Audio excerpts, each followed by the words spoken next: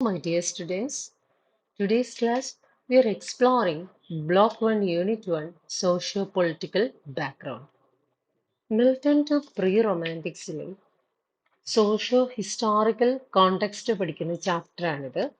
ഈ ഒരു ചാപ്റ്ററിൽ നമ്മൾ മിൽട്ടന്റെ ഏജിലുള്ള കിങ്സിനെ കുറിച്ചും അവിടുത്തെ പ്യൂരിറ്റൻ കത്തോലിക് റിലീജിയസ് കോൺട്രവേഴ്സീസിനെ കുറിച്ചും അതുപോലെ തന്നെ അവിടുത്തെ സോഷ്യോ കൾച്ചറൽ ഹിസ്റ്ററിയെ കുറിച്ചും അറ്റ് ലാസ്റ്റ് ഫ്രഞ്ച് റവല്യൂഷന്റെ ഒരു ഇൻഫ്ലുവൻസിനെ കുറിച്ചിട്ടും നമ്മൾ ഇതിൻ്റെ അകത്ത് ഡീൽ ചെയ്യുന്നുണ്ട്. അന്നേരം കുറച്ച് ചരിത്രവും അതിനോടൊപ്പം തന്നെ കുറച്ച് പൊളിറ്റിക്സും ചേർന്നിട്ടുള്ള ഈ ഒരു ചാപ്റ്റർ വളരെ മനോഹരമായിട്ട് ഒരു കഥ എന്ന് വേണം നമ്മൾ ഈ ഒരു ചാപ്റ്റർ പഠിച്ചു തീർക്കുന്നതായിരിക്കും. ഈ ചാപ്റ്ററിലേക്ക് കയറുമ്പോൾ നമുക്ക് പഠിക്കാനുള്ളത് king James, Charles first, then comes to Oliver Cromwell, Charles II, James second, Queen Annie. ഇത്രയും ഭരണകർത്താക്കളുടെ ആ ഒരു കാലഘട്ടവും അവരുടെ കോൺട്രിബ്യൂഷൻസും നമുക്ക് പഠിക്കണം. ഇവരൊക്കെ ആരാണെന്ന് അറിയുന്നതിന് മുമ്പ് ഇവരുടെ ആ ഒരു ഹിസ്റ്ററി, ഇവരാരായിരുന്നു, ഇവരെ പറ്റി നമ്മൾ എങ്ങനെയാണ് പഠിച്ചു തുടങ്ങേണ്ടതെന്നറിയാൻ ഒരു കഥ വേണം നമുക്ക് ആ ഒരു എലിസബത്തൻ ഏജിലേക്കൊന്ന് പോകണം. നിങ്ങൾ ചോസർ ടു എലിസബത്തൻ ഏജിൽ നിങ്ങൾ അതിനെപ്പറ്റി കുറച്ച് കാര്യങ്ങൾ പഠിച്ചിട്ടുണ്ടാവും. ക്വീൻ എലിസബത്തിനെ പറ്റി, ക്വീൻ എലിസബത്തിന്റെ കാലത്തെ പറ്റിയൊക്കെ. അന്നേരം ട്യൂഡർ ഡൈനാസ്റ്റിയിലേക്ക് ഒരു തിരിഞ്ഞുനോട്ടം നടത്തിയതിന് ശേഷം നമുക്ക് ഇതിൻ്റെ അകത്തേക്ക് വരാം.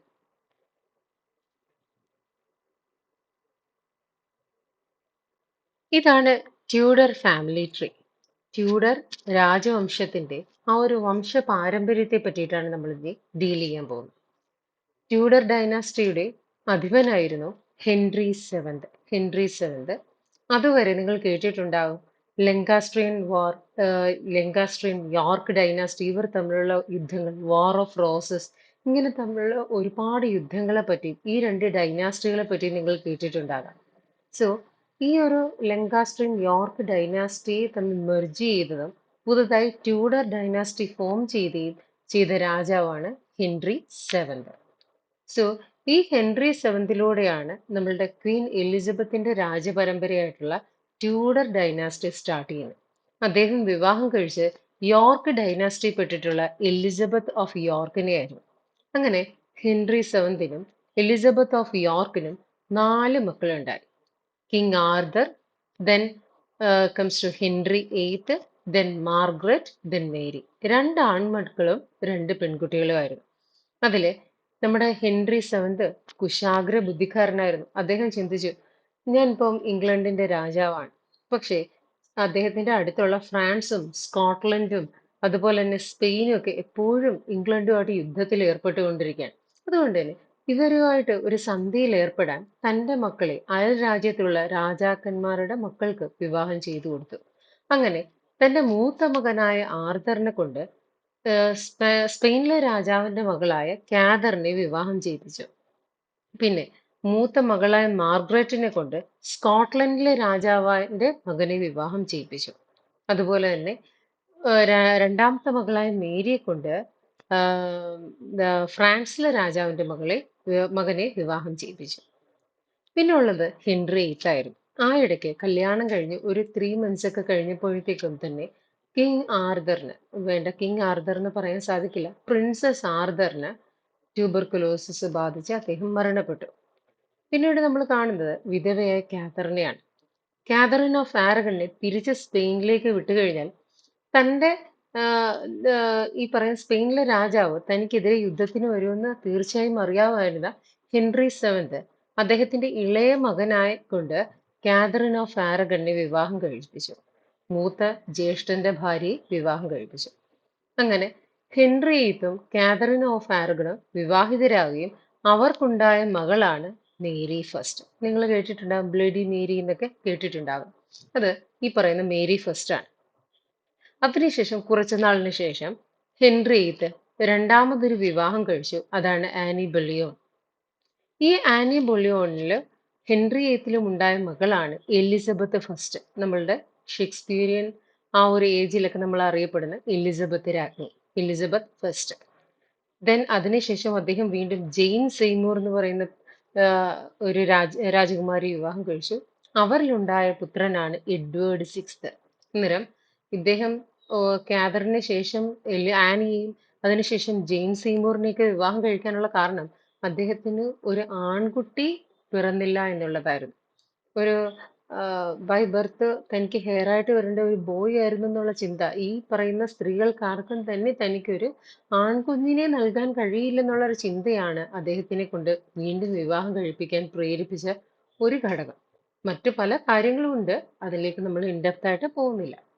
ദെൻ ജെയിൻ സെയ്മൂർ ഒരു മകനെ പ്രസവിച്ച് കുറച്ച് ദിവസങ്ങൾക്കകം തന്നെ അവർ മരണപ്പെട്ടു. അതിനുശേഷം തന്റെ മക്കളെയൊക്കെ നോക്കാൻ വേണ്ടിയിട്ട് ആനി ഓഫ് ക്ലൂസ് എന്ന് പറയുന്ന മറ്റൊരു സ്ത്രീ വിവാഹം കഴിച്ചു. പക്ഷേ രാജാവുമായിട്ടുള്ള പ്രശ്നം കാരണം പിന്നീട് അദ്ദേഹം കാതറിൻ ഓഫ് ഹൊവാർഡിനെ വിവാഹം കഴിക്കുകയും അതിനുശേഷം അദ്ദേഹം കാതറിൻ പാറിനെ വിവാഹം കഴിക്കുകയും ചെയ്തു. അന്നേരം നമ്മുടെ ഹെൻറി ഇത് ഏകദേശം എന്നല്ല 6 വിവാഹങ്ങൾ അദ്ദേഹം ചെയ്തിട്ടുണ്ട്. അതിൻ്റെ അകത്ത് ബാക്കി എല്ലാവരും തന്നെ കാതറിൻ ഓഫ് ആരഗൺ തൊട്ട് കാതറിൻ ഓഫ് ഹൊവാർഡ് വരെ അദ്ദേഹത്തിന്റെ മരണത്തിന് മുൻപ് തന്നെ ആഹ് സ്വയമേ സ്വയമേ മരണപ്പെടുകയോ അല്ലെങ്കിൽ അദ്ദേഹം എന്തെങ്കിലും കാരണത്താൽ കൊലപ്പെടുത്തുകയോ ചെയ്തിട്ടുള്ള ഭാര്യമാരായിരുന്നു. കാതറിൻ ഓഫ് പാർ മാത്രമാണ് അദ്ദേഹത്തിന് ശേഷവും അതിജീവിച്ചത്. ഈ പറയുന്ന ഹെൻറി എയ്ത്തിന് 3 മക്കളായിരുന്നു.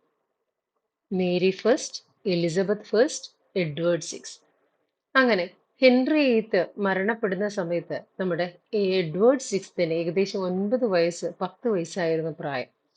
അതിനു മുൻപ് തന്നെ ഹെൻറി എയ്ത്ത് പറഞ്ഞിരുന്നു തന്റെ മരണശേഷം ആദ്യത്തെ രാജാവകാശം തന്റെ മകനായ എഡ്വേർഡ് സിക്സ്തിനാണെന്നും അതിനുശേഷം മാത്രമേ മേരിക്ക് അവകാശമുള്ളൂ എന്നും മേരിക്ക് ശേഷം മാത്രമേ എലിസബത്തിന് അവകാശം ചെല്ലൂ എന്ന് അദ്ദേഹം പറഞ്ഞു. അങ്ങനെ ഹെൻറി എയ്ത്തിന്റെ മരണശേഷം എഡ്വേർഡ് സിക്സ്ത് അധികാരത്തിൽ വന്നു. പക്ഷേ എഡ്വേർഡ് സിക്സ്ത് വളരെയധികം വീക്കായിട്ടുള്ള ഒരു കുട്ടിയായിരുന്നു. അദ്ദേഹത്തിന്റെ 13ാമത്തെ വയസ്സിൽ ട്യൂബർകുലോസിസ് ബാധിച്ച് അദ്ദേഹം മരണപ്പെട്ടു.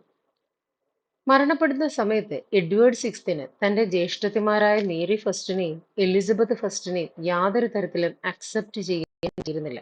ഒന്നാമത്തെ റീസൺ ഇവരെല്ലാരും തന്നെ 3 അമ്മ മക്കളിൽ ഉണ്ടായതാണ്. അതുകൊണ്ട് തന്നെ നമ്മുടെ എഡ്വേർഡ് സിക്സ്ത് അദ്ദേഹത്തിന്റെ ആന്റിയായ മേരിയുടെ ചെറുമോളായിട്ടുള്ള ലേഡി ജെയിൻ ഗ്രേ കണ്ടോ. അദ്ദേഹത്തിന്റെ ആന്റി എന്ന് പറയുമ്പോൾ എന്താണ് നമുക്കറിയാലോ നമ്മളുടെയൊക്കെ അമ്മായി ഇല്ലേ. അതുപോലെ തന്നെ ഹെൻറി സെവന്തിന്റെ ഇളയ മോളായിട്ടുള്ള മേരിയുടെ ചെറുമോളായിട്ടുള്ള ലേഡി ജെയിൻ ഗ്രേക്ക് എന്ന് വെച്ച് കഴിഞ്ഞാൽ നമ്മുടെ എഡ്വേർഡ് സിക്സ്തിന്റെ കസിനാണ്. എഡ്വേർഡ് സിക്സ്തിന്റെ കസിനായ ലേഡി ജെയിൻ ഗ്രേ അടുത്ത രാജ അവകാശിയായിട്ട് പ്രഖ്യാപിച്ചു. ഇവിടെയൊക്കെ ഈ ഒരു സൈൻ വരുന്നത് രാജ അവകാശിയായിട്ട് പ്രഖ്യാപിച്ചു. അങ്ങനെ എഡ്വേർഡ് സിക്സ്തിന്റെ മരണശേഷം ഏകദേശം 9 ഡേ റൂൾ എന്ന് പറയും. ഓക്കെ, ലേഡി ജെയിൻ ഗ്രേ ഇംഗ്ലണ്ടിന്റെ രാജ്ഞിയായി 9 ദിവസം ഇംഗ്ലണ്ട് ഭരിച്ചു. 9ാമത്തെ ദിവസം അവർ ചർച്ചിലേക്ക് പോകുന്ന വഴി മേരി ഫസ്റ്റ് അവരെ തട്ടിക്കൊണ്ടു പോവുകയും ടവർ ഓഫ് ലണ്ടനിൽ വെച്ച് കൊലപ്പെടുത്തുകയും ചെയ്തു. അങ്ങനെ ലേഡി ജെയിൻ ഗ്രേ കൊലപ്പെടുത്തി മേരി ഫസ്റ്റ് രാജാധികാരമേറ്റു. ആ ഒരു സമയത്ത് മേരി ഫസ്റ്റ് സ്പെയിനിലെ രാജകുമാരനായ ഫിലിപ്പ് സെക്കൻഡിനെ വിവാഹം കഴിക്കുകയും ഇദ്ദേഹവുമായി ജീവിക്കുകയും ചെയ്തു. കുറച്ചു നാളുകൾക്ക് ശേഷം ഫിലിപ്പ് സെക്കൻഡ് അതുവരെ രാജകുമാരനായിരുന്നെങ്കിൽ പിന്നീട് അദ്ദേഹം രാജാവായപ്പോൾ തിരിച്ച് സ്പെയിനിലേക്ക് അദ്ദേഹം പോകേണ്ടി വന്നു. മേരി ഫസ്റ്റ് ഒറ്റയ്ക്കായി. മേരി ഫസ്റ്റിനും ഫിലിപ്പ് സെക്കൻഡിനും മക്കളൊന്നും ഇല്ലായിരുന്നത് കൊണ്ട് തന്നെ മേരി ഫസ്റ്റിന്റെ കാലശേഷം എലിസബത്ത് ഫസ്റ്റ് അധികാരത്തിൽ വന്നു. എലിസബത്ത് ഫസ്റ്റ് അധികാരത്തിൽ വന്നപ്പോൾ അവർ ഒരു കാരണവശാലും തന്നെ വിവാഹം കഴിക്കാൻ കൂട്ടാക്കിയിരുന്നില്ല. നമുക്കറിയാം എലിസബത്ത് ഫസ്റ്റിനെ അറിയപ്പെടുന്നത് എന്തെന്നാ, വെർജിൻ ക്വീൻ എന്നാണ് അറിയപ്പെടുന്നത്. അവരുടെ മരണം വരെയും അവർ യാതൊരു തരത്തിലും വിവാഹം കഴിക്കാൻ കൂട്ടാക്കിയിരുന്നില്ല. അതുകൊണ്ട് തന്നെ അവരുടെ മരണശേഷം പുതിയൊരു രാജ അവകാശി അവിടെ ഇല്ലായിരുന്നു. അങ്ങനെ എലിസബത്ത് ഫസ്റ്റിന് ശേഷം ഇനി ആര് എന്ന ചോദ്യത്തിൽ നിൽക്കുമ്പോഴാണ് അവരുടെ ഏറ്റവും അടുത്ത ക്ലോസ് റിലേറ്റീവ് എന്ന് പിന്നെ പറയാൻ പറ്റുന്നത് ഈ പറയുന്ന ഹെൻറി എയ്ത്തിന്റെ മക്കൾ ആരും ഇല്ലെങ്കിൽ തന്നെ പിന്നെ അടുത്ത ക്ലോസ് റിലേറ്റീവ് എന്ന് പറയാൻ പറ്റുന്നത് ഹെൻറി സെവന്തിന്റെ മക്കളിൽ പെടുന്ന വംശപരമ്പരയിൽപ്പെട്ട ആൾക്കാരാണ്. അങ്ങനെ നോക്കുകയാണെങ്കിൽ ഹെൻറി സെവന്തിന്റെ നമ്മൾക്കറിയാം പ്രിൻസസ് ആർതർ അദ്ദേഹം മരണപ്പെട്ടു, അദ്ദേഹത്തിൽ മക്കളില്ല. പിന്നെ വരുന്നത് അടുത്ത ഏറ്റവും ക്ലോസ് ലീനേജിൽ വരുന്നത് മാർഗരറ്റ് ആണ്. ഓക്കെ, ക്വീൻ മാർഗരറ്റ് ആണ്. ക്വീൻ മാർഗരറ്റിന്റെ മകനാണ് ജെയിംസ് ഫിഫ്ത് ഓഫ് സ്കോട്ട്ലൻഡ്. അല്ലേ? മാർഗരറ്റിനെ വിവാഹം ചെയ്യിപ്പിച്ചത് ഇങ്ങോട്ടാണ്, സ്കോട്ട്ലൻഡിലേക്കാണ്. സ്കോട്ട്ലൻഡിലെ അന്നത്തെ രാജാവായ ജെയിംസ് സിക്സ്ത് ആയിരുന്നു പിന്നീട് ഇംഗ്ലണ്ടിന്റെ രാജ അവകാശിയായി വരാൻ ഏറ്റവും ക്ലോസ് ലീനിയേജിൽ ഉണ്ടായിരുന്നത്. അങ്ങനെ ജെയിംസ് ഫിഫ്തിനെ രാജ അവകാശിയായി തിരഞ്ഞെടുക്കുകയും അദ്ദേഹത്തിനെ ഇംഗ്ലണ്ടിന്റെ രാജ്യ അവകാശിയായിട്ട് കൂടി പ്രഖ്യാപിച്ചുകൊണ്ട് കുറച്ച് പാർലമെന്റേറിയൻസ് സ്കോട്ട്ലൻഡിലേക്ക് പോവുകയും അദ്ദേഹത്തിനോട് ഇംഗ്ലണ്ടിന്റെ സ്ഥാനം ഏറ്റെടുക്കണമെന്ന് പറയുകയും ചെയ്തു. അങ്ങനെ ജെയിംസ് ഫിഫ്ത് അതുവരെ ഇംഗ്ലണ്ടിൽ യാതൊരു തരത്തിലുള്ള ജെയിംസ് എന്ന് പറയുന്ന പേരിലുള്ള രാജാക്കന്മാരും വന്നിട്ടില്ലായിരുന്നു. അതുകൊണ്ട് തന്നെ ജെയിംസ് ഫിഫ്ത് ഓഫ് സ്കോട്ട്ലൻഡ് ഇംഗ്ലണ്ടിലേക്ക് വന്നപ്പോൾ ജെയിംസ് ഫസ്റ്റ് ഓഫ് ഇംഗ്ലണ്ട് ആയിട്ട് അദ്ദേഹം നാമകരണം ചെയ്യപ്പെടുകയും ഇംഗ്ലണ്ടിലേക്ക് അദ്ദേഹം കൊറോണേറ്റ് ചെയ്യപ്പെടുകയും ചെയ്തു. ഇതാണ് ചരിത്രം. ഇനി ഇവിടെ മുതലാണ് നമുക്ക് പഠിക്കാനുള്ളത്. നോക്കാം. James VI of Scotland became James I of England in 1603, uniting the crowns of both nations and ending the war with Spain. He believed in divine right kings, asserting that monarchs were chosen by God and should not be questioned. Religious tensions arose due to the rise of Puritanism within the Church of England and the presence of Roman Catholic churches outside. James alienated the Puritans by refusing to provide livelihood to 300 Puritan clergy and ordered all Catholic priests to leave England, causing unrest. In 1611, the authorized version of Bible or King James Bible was published, a significant contribution to English religious, English and literary history. One of the main incidents, that is the gunpowder plot of 1605, led by Robert Casby and involving Guy Fawkes, aimed to blow up Parliament, but was thwarted, heightening the anti-Catholic sentiment. Though no revolution occurred, James' reign saw a weakening of the bond between the monarchy and the people, foreshadowing future conflicts. ഇത് നിങ്ങൾക്കുള്ള ആ ഒരു summarised നോട്ടാണ്. നിങ്ങൾക്ക് ഇത് വേണമെങ്കിൽ note down ചെയ്ത് എടുത്ത് വെച്ച് കഴിഞ്ഞാൽ നിങ്ങൾക്ക് അത് ഉപയോഗിക്കാം. ഓക്കെ, അന്നേരം ജെയിംസ് ഫസ്റ്റ് എന്ന് പറയുന്നത് നേരത്തെ നമ്മൾ പറഞ്ഞിരുന്നു അല്ലേ, ജെയിംസ് സിക്സ്ത് ഓഫ് സ്കോട്ട്ലൻഡ് ആണ് ജെയിംസ് ഫസ്റ്റ് ആയിട്ട് ഇംഗ്ലണ്ടിലേക്ക് വന്നത്. അദ്ദേഹം കൊറോണേറ്റ് ചെയ്ത് 1603-ലാണ്. അങ്ങനെ സ്കോട്ട്ലൻഡും ഇംഗ്ലണ്ടും അദ്ദേഹം ഒരുമിപ്പിക്കുകയാണ് ചെയ്തത്. അതുവരെ സ്പെയിനുമായിട്ടുണ്ടായിരുന്ന യുദ്ധത്തിനും ഒരു അറുതി വരുത്താൻ ജെയിംസ് ഫസ്റ്റിന്റെ വരവോടുകൂടി കഴിഞ്ഞു. അങ്ങനെ ഇരിക്കെ ഇദ്ദേഹം കൊണ്ടുവന്ന ഒരു തിയറിയാണ് ഡിവൈൻ റൈറ്റ്സ് ഓഫ് കിങ് എന്ന് പറയുന്നത്. അദ്ദേഹം പറഞ്ഞു, സത്യത്തിൽ ഞാൻ ഇംഗ്ലണ്ടിന്റെ രാജാവകാശിയല്ല, ഞാൻ സ്കോട്ട്ലൻഡിന്റെ രാജാവകാശിയാണ്. പക്ഷെ ഇംഗ്ലണ്ടിന്റെ രാജാവകാശിയായി തീരണം എന്ന് പ്രഖ്യാപിച്ചത് അല്ലെങ്കിൽ അങ്ങനെ എന്നെ ആക്കി തീർത്തത് ദൈവമാണെങ്കിൽ ഞാൻ ഇവിടെ വന്നത് ദൈവനിയോഗമാണ്. സോ അദ്ദേഹം കൊണ്ടുവന്ന ഒരു കാര്യമാണ് divine right theory of kingship. അതുകൊണ്ട് അദ്ദേഹം പറഞ്ഞു, എന്നെ ഇവിടുത്തെ രാജ്യാവകാശിയാക്കിയ ദൈവമാണ്, അല്ലാതെ നിങ്ങളായിട്ടുള്ള പാർലമെന്റേറിയൻസ് അല്ല. അതുകൊണ്ട് തന്നെ ഇവിടെ എല്ലാ കാര്യങ്ങളും നടപ്പിലാക്കാനും ഇവിടെ എല്ലാ കാര്യങ്ങളും തീരുമാനിക്കാനുമുള്ള പൂർണ്ണമായ അധികാരം എനിക്കാണ്. എന്നെ ചോദ്യം ചെയ്യാനോ എന്നോട് കൽപ്പിക്കാനോ ആരും പാടില്ല. അത് മാത്രമല്ല, പ്യൂരിറ്റൻസും കാത്തലിക്സും തമ്മിലുള്ള പ്രശ്നങ്ങൾ ഇതിൻ്റെ ഇടയ്ക്ക് കൂടിക്കൂടി വന്നു. അന്നേരം എന്താണ് ഈ പ്യൂരിറ്റൻസ്, എന്താണ് ഈ പ്രൊട്ടസ്റ്റൻസ്, എന്താണ് ഈ ജെസ്യൂട്ട്സ്? നിങ്ങൾക്ക് കൺഫ്യൂഷൻ തോന്നും. പ്യൂരിറ്റൻസ് എന്ന് പറയുന്നതും പ്രൊട്ടസ്റ്റൻസ് എന്ന് പറയുന്നതും നമുക്ക് നോക്കാം. പ്രൊട്ടസ്റ്റൻസ് എന്ന് പറയുന്നത് കാത്തലിക് റിലീജിയനിൽ നിന്നുള്ള ഒരു വിഭാഗം ആൾക്കാർ, അവർ കാത്തലിസിസത്തിന്റെ കറപ്ഷൻ കാരണം അതിൽ നിന്ന് വിട്ടുപോവുകയും, ഓക്കെ, മാർട്ടിൻ ലൂതറിന്റെ ഒക്കെ ആ ഒരു കാൽവിന്റെ ഒക്കെ ഇടപെടലോടുകൂടി അവർ അതിൽ നിന്ന് വിട്ടുപോവുകയും പൂർണ്ണമായിട്ടും ബൈബിളിലേക്ക് ചിന്തകൾ തിരിക്കുകയും ചെയ്തിട്ടുള്ള ആൾക്കാരാണ് പ്രൊട്ടസ്റ്റൻസ് എന്ന് പറയുന്നത്. ഇനി പ്യൂരിറ്റൻസ് എന്ന് ആരാന്ന് നോക്കാം. പ്യൂരിറ്റൻസ് എന്ന് വെച്ച് കഴിഞ്ഞാൽ പ്രൊട്ടസ്റ്റൻസിൽ തന്നെയുള്ള തീവ്ര വിഭാഗമാണ് പ്യൂരിറ്റൻസ് എന്ന് പറയുന്നത്. ഓക്കെ, അവർ കുറച്ചുകൂടി തീവ്രമായി ചിന്തിക്കുകയും പക്ഷെ ഇവര് പോപ്പിനെ സപ്പോർട്ട് ചെയ്യുകയും ചെയ്യുന്നുണ്ട്. ഓക്കെ. ഇനി അടുത്ത ജെസ്യൂട്ട്സ് എന്ന് വെച്ച് കഴിഞ്ഞാൽ കാത്തലിക് റിലീജിയനിലുള്ള, നേരത്തെ പ്രൊട്ടസ്റ്റന്റിലുള്ള ആൾക്കാരാണെങ്കിൽ കാത്തലിക് റിലീജിയനുള്ള സ്ട്രോങ് ഗ്രൂപ്പിനെയാണ് ജെസ്യൂട്ട്സ് എന്ന് പറയുന്നത്. ഓക്കെ. കാത്തലിക് റിലീജിയനുള്ള കറപ്റ്റഡ് അല്ലാത്ത സ്ട്രോങ് ഗ്രൂപ്പിനെ പറയുന്ന പേരാണ് ജെസ്യൂട്ട്സ്. ഇനി നമുക്ക് നോക്കാം, ഈ ജെയിംസ് ഫസ്റ്റിന്റെ വരവോടുകൂടി പ്യൂരിറ്റൻസിന്റെ ഇടയിലും പ്രൊട്ടസ്റ്റന്റ്സിന്റെ ഇടയിലും കാത്തലിക്സിന്റെ ഇടയിലും ഒരുപാട് പ്രശ്നങ്ങൾ ഉണ്ടായി. അദ്ദേഹം പ്യൂരിറ്റൻസിനെ മാറ്റി നിർത്താൻ ശ്രമിച്ചു. അതുപോലെ തന്നെ ഏകദേശം 300ഓളം പ്യൂരിറ്റൻ ക്ലർജീസിനെ അദ്ദേഹം ജോലിയിൽ നിന്ന് പിരിച്ചുവിട്ടു. അതുപോലെ തന്നെ അദ്ദേഹം കാത്തലിക്സിനെതിരെയും പടപൊരുതുകയും കാത്തലിക്സിന്റെ എല്ലാം തന്നെ ഒരു എതിർപ്പ് ഇദ്ദേഹത്തിനെതിരെ ഉണ്ടാകുകയും ചെയ്തു. അങ്ങനെ 1611 ആയപ്പോഴത്തേക്ക് ഇദ്ദേഹം ഒരു ഓതറൈസ്ഡ് വെർഷൻ ഓഫ് ബൈബിള് പുറത്തിറക്കി. അതിനെ കിങ് ജെയിംസ് ബൈബിൾ എന്നറിയപ്പെടുന്നു. ഇത് നമ്മുടെ ഇംഗ്ലീഷ് ഹിസ്റ്ററിയിൽ ഒരുപാട് കോൺട്രിബ്യൂഷൻസ് പ്രൊവൈഡ് ചെയ്തിട്ടുണ്ട്. അങ്ങനെ കാത്തലിക്സും പ്രൊട്ടസ്റ്റന്റ്സും ഒക്കെ ഇദ്ദേഹത്തിന് എതിരെ ആയപ്പോഴത്തേക്ക് 1605 റോബർട്ട് കാസ്പിയുടെയും ഗേ ഫോക്സിന്റെയും നേതൃത്വത്തിൽ പാർലമെന്റ് തകർക്കാനുള്ള ഒരു ഇൻസിഡന്റ് അല്ലെങ്കിൽ ഒരു ഇവന്റ് അവർ ക്രിയേറ്റ് ചെയ്തു. അതിന് പറയുന്ന പേരാണ് ഗൺ പൗഡർ പ്ലോട്ട്. ഇതിൻ്റെ അകത്തേക്ക് വരുമ്പോൾ ഗേ ഫോക്സ് എന്ന് പറയുന്ന വ്യക്തിയാണ് ഗൺ പൗഡർ സൂക്ഷിക്കാൻ ഏൽപ്പിച്ചിരുന്നത്. കത്തിക്കേണ്ട സമയമാകുമ്പോൾ കത്തിക്കാനായിട്ട് ഏൽപ്പിച്ചിരുന്നത്. പക്ഷേ ഇത് അവസാന നിമിഷം കണ്ടെത്തി ഗേ ഫോക്സിനെയും റോബർട്ട് കാസ്പിയും തൂക്കിലേറ്റുകയും ചെയ്തു. പക്ഷേ ഇത് വലിയ രീതിയിലുള്ള പ്രശ്നങ്ങൾ ഉണ്ടാക്കി. എല്ലാ പാർലമെന്റേറിയൻസ് എന്ന് പറയില്ല, എല്ലാ കാത്തലിക്സും അതുപോലെ തന്നെ എല്ലാ ജെസ്യൂട്ട്സുകളും മർഡേഴ്സും അതുപോലെ തന്നെ ട്രൈറ്റേഴ്സും ആണെന്നുള്ള ഒരു വിചാരം ജനങ്ങൾക്കിടയിൽ ആകമാനം ഉണ്ടാക്കാൻ ഈ ഒരു ഗൺ പൗഡർ പ്ലോട്ട് ഇൻസിഡന്റിന് സാധിച്ചു. സാധാരണ ഈ ജെയിംസ് ഫസ്റ്റിന്റെ കാലഘട്ടത്തിൽ യാതൊരു തരത്തിലുള്ള റവല്യൂഷൻ ഉണ്ടാക്കിയില്ലെങ്കിൽ കൂടിയും മൊണാർക്കിയും പീപ്പിൾസും തമ്മിൽ ഒരു തരത്തിലുള്ള ഒരു വീക്കനിങ് ബോണ്ടായിരുന്നു ഉണ്ടായിരുന്നത്. കാരണം ഇദ്ദേഹം യാതൊരു തരത്തിലും ജനങ്ങളുടെ കാര്യം അന്വേഷിക്കുന്ന ഒരു വ്യക്തിയായിരുന്നില്ല.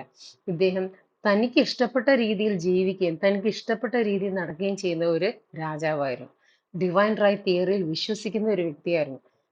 പ്രൊട്ടസ്റ്റന്റ്സും പ്യൂരിറ്റൻസും ജെസ്യൂട്ട്സും ആയിട്ടൊക്കെ തന്നെ എപ്പോഴും വഴക്കിൽ ഏർപ്പെട്ടിരുന്ന ഒരു വ്യക്തിയായിരുന്നു.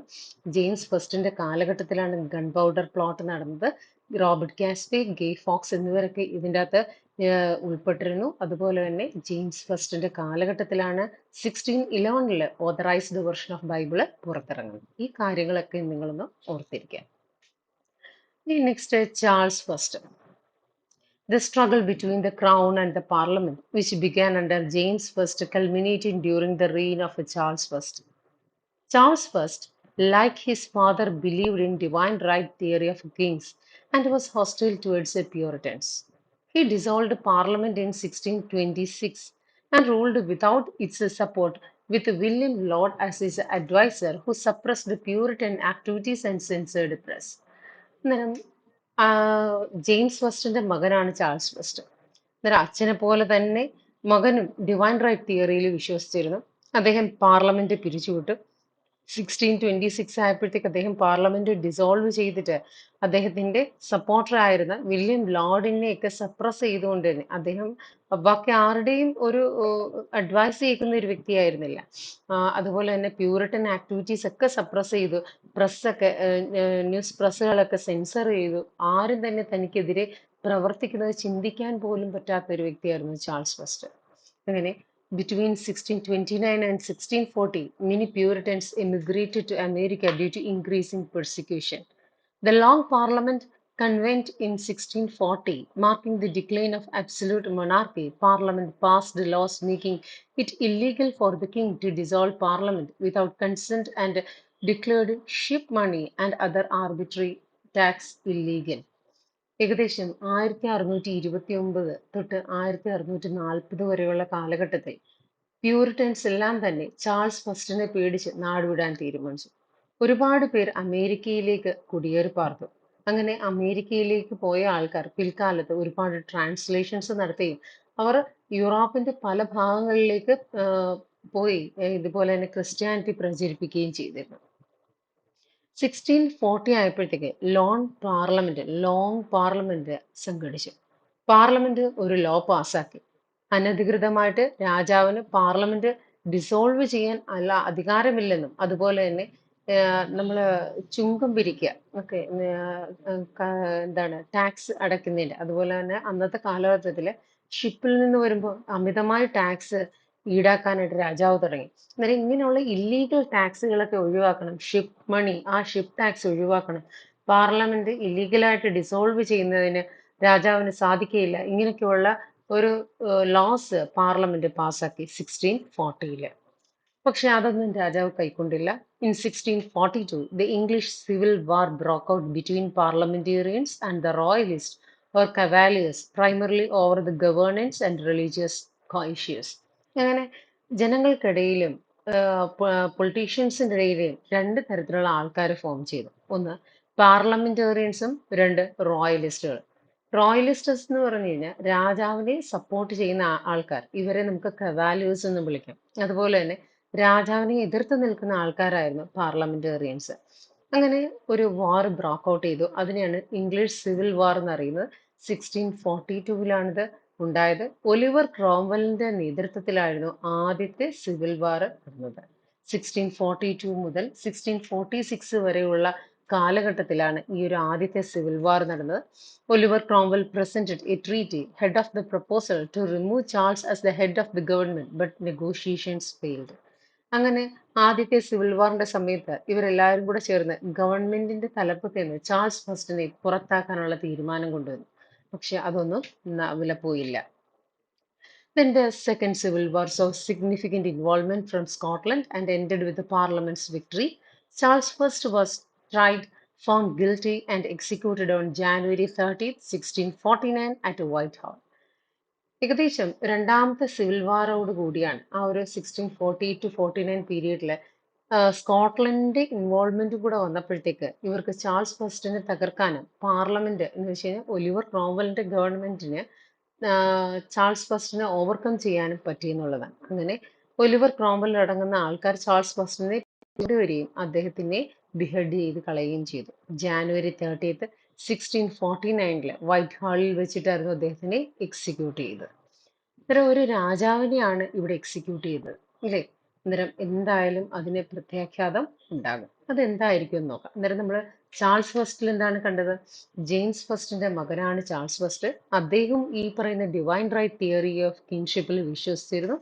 അദ്ദേഹം ജെയിംസ് ഫസ്റ്റിനെ പോലെ തന്നെ പാർലമെന്റ് ഡിസോൾവ് ചെയ്യുകയും അതുപോലെ തന്നെ പ്യൂരിറ്റൻസിനെതിരെ പ്രവർത്തിക്കുകയും ചെയ്ത വ്യക്തിയായിരുന്നു. അങ്ങനെ ഒരുപാട് പ്യൂരിറ്റൻസ് അമേരിക്കയിലേക്ക് ചേക്കേറി.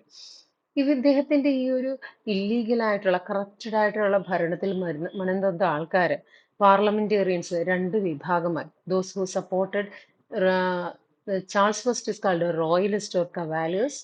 പിന്നെ ആ മറ്റുള്ള ആൾക്കാരെ പാർലമെന്റേറിയൻസ് എന്നും വിളിച്ചു. അങ്ങനെ ആദ്യത്തെ സിവിൽ വാർ ഉണ്ടായി. ആദ്യത്തെ ഈ സിവിൽ വാറിന്റെ ഹെഡ് എന്ന് പറയുന്നത് ഒലിവർ ക്രോംവെൽ ആയിരുന്നു. ആദ്യത്തെ സിവിൽ വാർ സക്സസ്ഫുൾ ആയില്ല. രണ്ടാമത്തെ സിവിൽ വാറിന്റെ സമയത്താണ് സ്കോട്ട്ലൻഡിന്റെ സഹായത്തോടു കൂടി ഇവർക്ക് ചാൾസ് ഫസ്റ്റിനെ പിടിച്ചു കിട്ടാനും അദ്ദേഹത്തിന് എക്സിക്യൂട്ട് ചെയ്യാനും സാധിച്ചു. ഇപ്പോൾ അവിടെ എന്തില്ല? രാജാവില്ല. ജെയിംസ് ഫസ്റ്റ്, ചാൾസ് ഫസ്റ്റിന് ശേഷം അത് രാജാവില്ല. That period is called commonwealth period or the puritan interregnum. ഈ ഒരു കാലഘട്ടമാണ് നമ്മുടെ കോമൺവെൽത്ത് പീരീഡ് എന്ന് പറയുന്നത്. ഇതൊക്കെ നിങ്ങൾക്ക് 5 മാർക്ക് ക്വസ്റ്റ്യൻ ചോദിക്കാം. In 1649, a new government was established in England with a council of state and parliament consisting of 41 members, 30 of whom were parliament. The army, dissatisfied with the rump parliament, demanded its dismissal and election of new parliament, leading to the creation of a nominal parliament. അങ്ങനെ 1649 പുതിയ government സ്ഥാപിതമായി. പഴയ പാർലമെന്റിൽ നിന്നുള്ള ഏകദേശം 41 മെമ്പേഴ്സും അതുപോലെ തന്നെ 41 മെമ്പേഴ്സും 30 മെമ്പേഴ്സോളം പുതിയ പാർലമെന്റിലുണ്ടായിരുന്നു. പക്ഷേ പുതിയ പാർലമെന്റിലോട് അന്നത്തെ ആർമി ഓഫീസേഴ്സിന് വലിയ താല്പര്യമുണ്ടായിരുന്നു.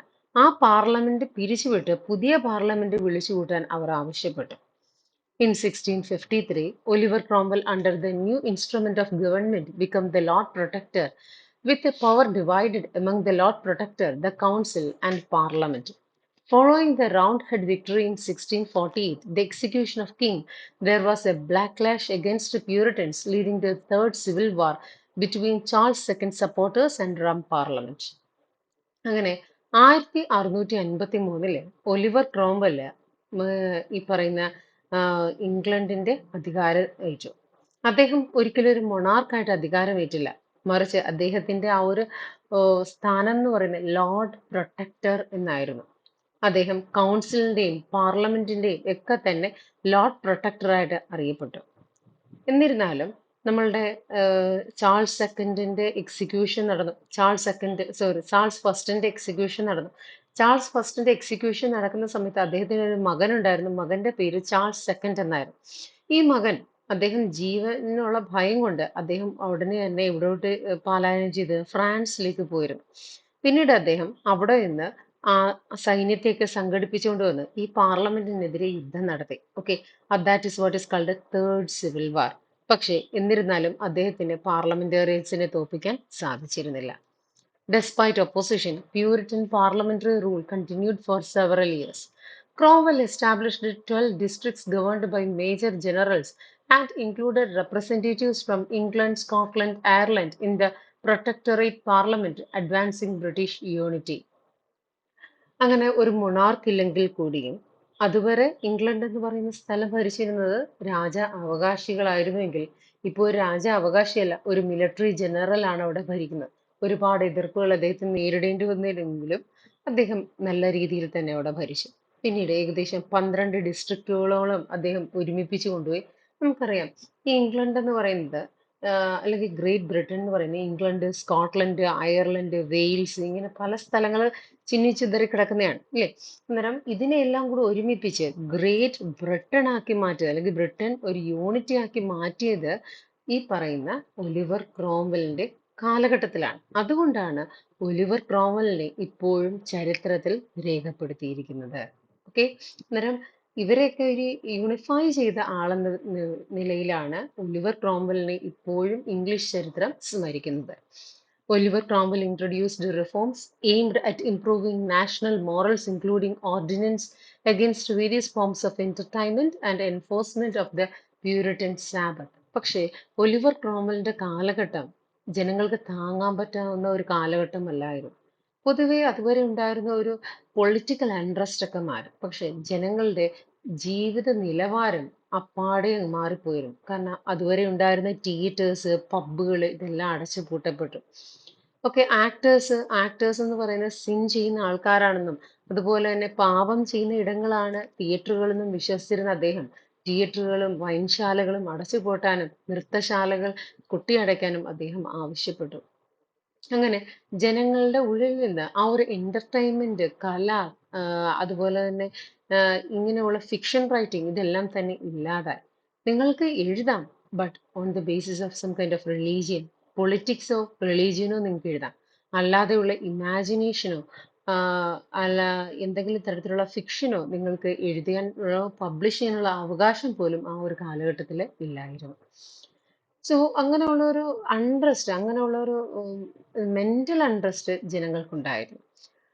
Richard Cromwell succeeded his father as Lord Protector in 1658, but by 1659 there was widespread demand for a new parliament. The Long Parliament was dissolved and new Convention Parliament was formed.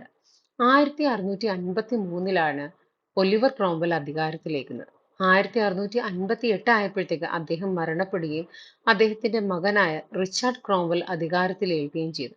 പക്ഷേ Richard ക്രോംവെല് Oliver ക്രോംവെലിനെ പോലെ അത്ര സമർത്ഥനായ ഒരു വ്യക്തിയായിരുന്നില്ല. അതുകൊണ്ട് തന്നെ അദ്ദേഹത്തിനെ പുറന്തള്ളി മറ്റൊരു പുതിയ വ്യക്തി അധികാരത്തിൽ വരണമെന്ന് ആൾക്കാർ തീരുമാനിച്ചു. പോയ ആ ഒരു രാജവംശ പരമ്പര തിരികെ കൊണ്ടുവരാൻ പാർലമെന്റേറിയൻസ് തീരുമാനിച്ചത് അങ്ങനെയാണ്. The Convention Parliament reinstated the monarchy with king, lords, and commons, leading to the restoration of Charles II in 1660 after he signed Declaration of Breda. അങ്ങനെ ഇനി നമുക്ക് ഈ ഒരു മിലിറ്ററി റൂള് വേണ്ട, പകരം രാജഭരണം തന്നെ മതി എന്ന് ചിന്തിച്ച പാർലമെന്റേറിയൻസ് ഫ്രാൻസിലേക്ക് ഒളിച്ചോടിപ്പോയ ചാൾസ് സെക്കൻഡിനെ കണ്ടുപിടിച്ച് തിരികെ രാജ്യത്തിലേക്ക് കൊണ്ടുവരാൻ അവർ തീരുമാനിച്ചു. അങ്ങനെ 1660 ചാൾസ് സെക്കൻഡിനെ അവരെല്ലാവരും കൂടെ പോയി കാണുകയും ഡിക്ലറേഷൻ ഓഫ് ബ്രിഡ എന്ന് പറയുന്ന ഒരു സത്യപ്രതിജ്ഞ അദ്ദേഹത്തെ കൊണ്ട് ഒപ്പിടിയിപ്പിച്ച് വാങ്ങിക്കുകയും ചെയ്തു. ഓക്കെ, അതിനുശേഷമാണ് അദ്ദേഹത്തെ ഇങ്ങോട്ട് കൊണ്ടുവരുന്നത്, ഇംഗ്ലണ്ടിലേക്ക് കൊണ്ടുവന്ന് കൊറോണേറ്റ് ചെയ്യുന്നത്.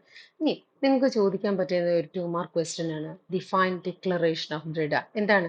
It was a proclamation by Charles second to offer a general pardon for the crimes committed during English Civil War by those who recognized them as his lawful king.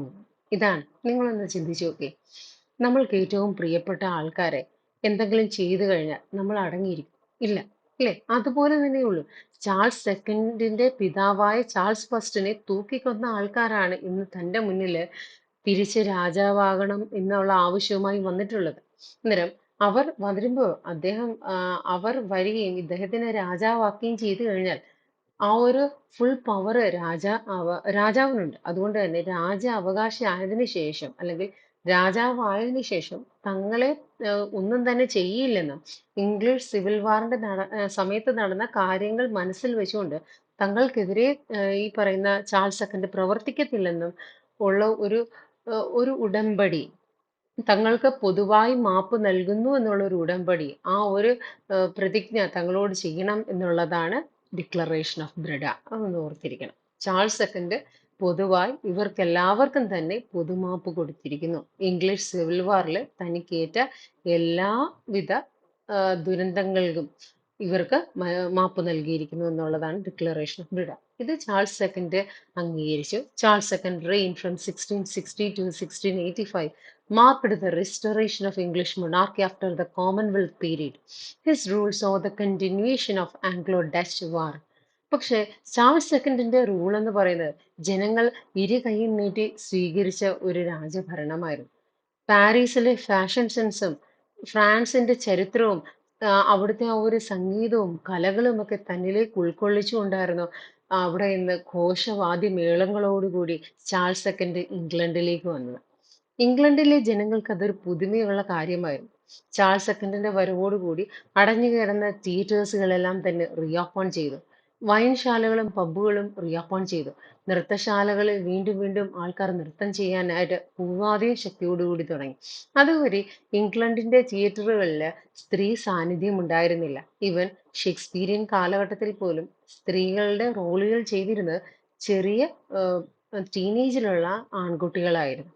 പക്ഷെ ചാൾസ് സെക്കൻഡിന്റെ കാലഘട്ടം ആയപ്പോഴത്തേക്ക് domestic ഡ്രാമാസും അതുപോലെ തന്നെ സ്ത്രീകളുടെ പ്രസൻസും, സ്ത്രീ characters ഉണ്ടെങ്കിൽ അത് സ്ത്രീകളെ കൊണ്ട് തന്നെ ചെയ്യിപ്പിക്കുന്ന തരത്തിലുള്ള ആ ഒരു ഫെമിനൈൻ പ്രസൻസും ഒക്കെ വന്നത് ചാൾസ് സെക്കൻഡിന്റെ കാലഘട്ടത്തിലാണ്. ഒരുപാട് എക്സ്പെരിമെന്റേഷൻ, അതുപോലെ തന്നെ ഡ്രസ്സിങ് സെൻസിലായാലും ഫാഷൻ സെൻസിലായാലും ഇംഗ്ലണ്ട് അടിമുടി മാറിയത് ചാൾസ് സെക്കൻഡിന്റെ കാലഘട്ടത്തിലാണ്. അങ്ങനെ നോക്കുകയാണെങ്കിൽ ജനങ്ങൾക്ക് ഒരു ഉത്സാഹ ലഹരിയായിരുന്നു ചാൾസ് സെക്കൻഡിന്റെ കാലഘട്ടം എന്ന് പറയുന്നത്. The latter part of Charles' second reign was complex, witnessing the formation of Whigs and Tories as major political parties. പക്ഷേ ചാൾസ് സെക്കൻഡിന്റെ ആ ഒരു 1685 കാലഘട്ടമൊക്കെ ആയപ്പോഴാണ് അദ്ദേഹം മരണപ്പെടുന്നത്. ആ ഒരു കാലഘട്ടമൊക്കെ ആയപ്പോഴത്തേക്ക് അവിടെ വിക്സ് എന്നും ടോറീസ് എന്നും പറയുന്ന രണ്ട് മേജർ പൊളിറ്റിക്കൽ പാർട്ടീസുകൾ ഉണ്ടാവുകയും അത് പിന്നീട് ഒരുപാട് പൊളിറ്റിക്കൽ അൺറസ്റ്റിലേക്ക് നീങ്ങുന്നതും നമുക്ക് കാണാൻ സാധിക്കും. Charles II died of natural causes in 1685 and was succeeded by his brother James II. Charles സെക്കൻഡിനും നാച്ചുറൽ ഹെയർ ഇല്ലാത്തത് കൊണ്ട് തന്നെ 1685 ആയപ്പോൾ അദ്ദേഹത്തിന്റെ മരണത്തിന് ശേഷം അദ്ദേഹത്തിന്റെ ബ്രദറായ ജെയിംസ് സെക്കൻഡ് ആണ് അധികാരത്തിൽ വന്നത്. അന്നേരം ചാൾസ് സെക്കൻഡിന്റെ കാര്യങ്ങൾ നിങ്ങൾക്ക് പറഞ്ഞത് മനസ്സിലായെന്ന് വിശ്വസിക്കുന്നു. സോ ഇനി നമുക്ക് ജെയിംസ് സെക്കൻഡിനെ പറ്റി ഒന്ന് നോക്കാം. ജെയിംസ് സെക്കൻഡ് ചാൾസ് സെക്കൻഡിന്റെ ബ്രദറാണ്. Okay, James II attempted to reinstate the Roman Catholic Church and appointed Catholics to key positions, causing alarm among Whigs and Tories. അന്നേരം ജെയിംസ് സെക്കൻഡ് അതുവരെ നമ്മുടെ ചാൾസ് സെക്കൻഡ് എന്ന് വെച്ചാൽ പ്യൂരിറ്റൻ ആണ്. ഓക്കെ, ചാൾസ് സെക്കൻഡ് പ്യൂരിറ്റൻ ആണ്. അദ്ദേഹം ഈ പ്രൊട്ടസ്റ്റൻസിന്റെയും പ്യൂരിറ്റൻസിന്റെയും ഒക്കെ കൂടെ നിന്നു.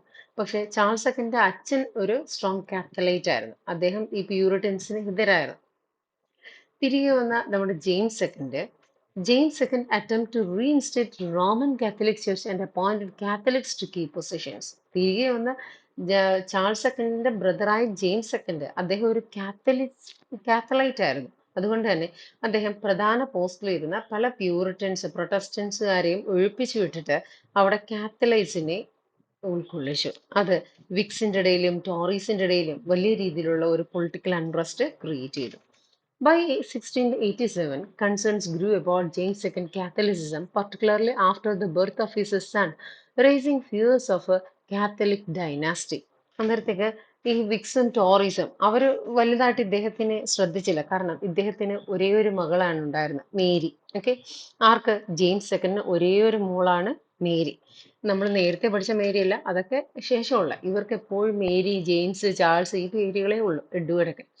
ഓക്കെ, അന്നേരം നമ്മുടെ ജെയിംസ് സെക്കൻഡിന്റെ മോളാണ് മേരി. ആ മേരി ഇപ്പൊ സ്കോട്ട്ലൻഡിലാണ് ഇപ്പൊ വിവാഹം കഴിച്ച് പോയിട്ടുള്ളത്. മേരി വിവാഹം കഴിച്ചിരിക്കുന്നത് വില്യം ഓഫ് ഓറഞ്ച് എന്ന് പറയുന്ന വ്യക്തിയാണ്. ഓക്കെ, അന്നേരം വിവാഹം കഴിച്ച് മറ്റൊരു രാജ്യത്താണുള്ളത്. ഒരിക്കലും മേരി ഇങ്ങോട്ട് വരില്ല എന്നൊക്കെയാണ് ഇവരുടെ ചിന്ത. അങ്ങനെ ഇരിക്കെ രാജാവിന് വേറെ ഹേഴ്സ് ഒന്നും ഇല്ലെന്നിരിക്കെ രാജാവിന് വയസ്സാം കാലത്ത് ഒരു മോനുണ്ടായി. ഓക്കെ, ആ മോൻ ഉണ്ടായി കഴിഞ്ഞപ്പോഴത്തേക്ക് രാജാവിന്റെ സ്റ്റാറ്റസ് ചേഞ്ച് ചെയ്തു. കാരണം അദ്ദേഹത്തിന്റെ മരണശേഷം തന്റെ മോനായിരിക്കും രാജാവകാശി വരുന്നത്. സ്വദേവേ രാജാവ് കാത്തലിക്കുകാരനായതുകൊണ്ട് തന്നെ മോനും എന്തായാലും കാത്തലൈറ്റ് ആകാം. ഇത് വിക്സുകാരെയും ടോറീസിനെയും ചൊടിപ്പിച്ചു. In May 1688, James reissued his Declaration of Indulgence, which was mandated to read in churches. This, combined with the birth of his son, prompted Whig and Tory leaders to invite William of Orange to intervene. അന്നേരത്തേക്ക് 1688 James അദ്ദേഹത്തിന്റെ എല്ലാ ചർച്ചകളിലും declaration of ഇൻഡൽജൻസ് എന്ന് പറയുന്നത് വായിക്കാൻ ഉത്തരവിട്ടു. അതിലാണ് തനിക്കൊരു മകനുണ്ടായെന്നും അതുപോലെ തന്നെ മകനായിരിക്കും അടുത്ത രാജ്യാവകാശി എന്നും അദ്ദേഹം പ്രഖ്യാപിച്ചു. വിക്സും ടോറീസും ഉടൻ തന്നെ ഈ കാര്യം വില്യം ഓഫ് ഓറഞ്ചിനെ അറിയിച്ചു. വില്യം ഓഫ് ഓറഞ്ച് ആരാണ്? ജെയിംസ് സെക്കൻഡിന്റെ മകളുടെ ഭർത്താവ് എന്ന് വെച്ചാൽ അദ്ദേഹത്തിന്റെ മരുമോൻ. അദ്ദേഹം ഒരു പ്രൊട്ടസ്റ്റന്റ് ആണ്. Okay, William of orange arrived in England in 1688 and James II fled to France. The Council of Peers then invited William and Mary to cooperate in calling a free parliament. അങ്ങനെ ഈ ഇവിടുത്തെ വിക്സും ടോറീസും പാർട്ടിക്കാരും ഇവിടുത്തെ main പാർലമെന്റേറിയൻസും അവര് സ്കോട്ട്ലൻഡിൽ പോയി William of ഓറഞ്ചിനെയും മേരിയും കണ്ടിട്ട് പറഞ്ഞു, ഞങ്ങൾ നിങ്ങളോട് ഐക്യദാർഢ്യം പ്രഖ്യാപിക്കുന്നു, നിങ്ങൾ എത്രയും പെട്ടെന്ന് ഇംഗ്ലണ്ടിലേക്ക് വരണം, ജെയിംസ് സെക്കൻഡിനെ തോൽപ്പിച്ച് നിങ്ങൾ അവിടെ എന്ത് ചെയ്യണം, അധികാരം ഏറ്റെടുക്കണം, ഞങ്ങൾ എല്ലാവരും നിങ്ങൾക്കൊപ്പം നിൽക്കും എന്നും അവർക്ക് ഉറപ്പ് കൊടുത്തു. അങ്ങനെ വില്യം ഓഫ് ഓറഞ്ചും മേരിയും അവരുടെ എല്ലാ പടയാളികളുമായി ഇംഗ്ലണ്ടിലേക്ക് എത്തി. ഇത് രാജ്യത്തിലുള്ള ബാക്കി എല്ലാവരും തനിക്കെതിരെയാണെന്ന് മനസ്സിലാക്കിയ രാജാവ് ഭാര്യയും മകനെയും എടുത്തുകൊണ്ട് രാജ്യത്തെ നിന്ന് സ്ഥലം കാലിയാക്കി. അങ്ങനെ അവരിവിടെ വരുമ്പോൾ കാണുന്നത് രാജകൊട്ടാരത്തിൽ രാജാവും രാജ്ഞിയും മകനും ഒന്നുമില്ല. അങ്ങനെ ഒരു ഒരു സിംഗിൾ ഡ്രോപ്പ് ഓഫ് ബ്ലഡ് പോലും ചൊരിയാതെ ഒരു യുദ്ധം വിജയിച്ചിട്ടുണ്ടെങ്കിൽ, and that is what is called glorious revolution. അത് ഇതുമായിട്ട് ബന്ധപ്പെട്ട് നടക്കുന്ന റവല്യൂഷനാണ് ഗ്ലോറിയസ് റവല്യൂഷൻ എന്ന് പറയുന്നത്. The Convention Parliament met in January 1689, proclaimed William and Mary as king and queen with a joint sovereignty, marking the Glorious Revolution. Glorious Revolution entered the divine right rule and established that future rulers must govern with parliamentary advice, concluding the long-standing conflict between monarchy and parliament.